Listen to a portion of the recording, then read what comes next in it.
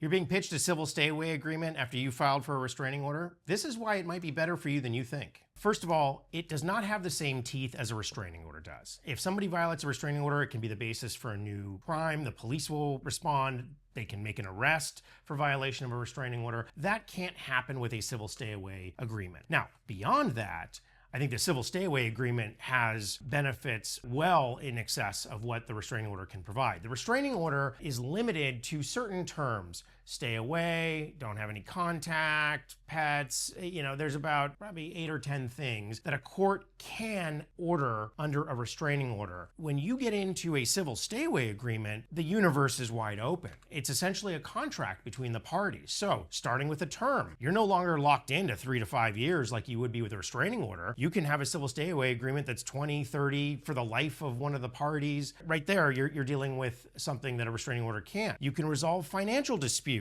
through a civil stay-away agreement. You can have carve-outs for certain things that are a lot easier under a civil stay-away agreement. And you can structure it so that if a party violates the civil stay-away agreement, not only are they financially liable for a penalty, but it can be used as evidence in a restraining order case. So you're not really giving up a ton of rights by going the route of a civil stay-away agreement. And in fact, we resolve most of our restraining order cases, whether we're representing the petitioner or the respondent, through a civil stay-away agreement. And in every single one, the agreement has held and we have not had to go back to court over it. So if somebody pitches you a civil stay-away agreement, don't dismiss it just because it doesn't have the same teeth as a restraining order. The courts like parties to resolve their differences through settlement. You may even get sent to mediation. And if you're doing that, you're much better off contacting an attorney and getting everything that you really want out of a case, either from the other party or protected through a civil stay-away agreement. Sometimes it's not possible. Sometimes you're dealing with people that are not realistic or reasonable. In those situations, yes, a restraining order might be your only option. But short of that, and in my experience, most cases can resolve through a civil stay-away agreement, and the parties on either side get more out of it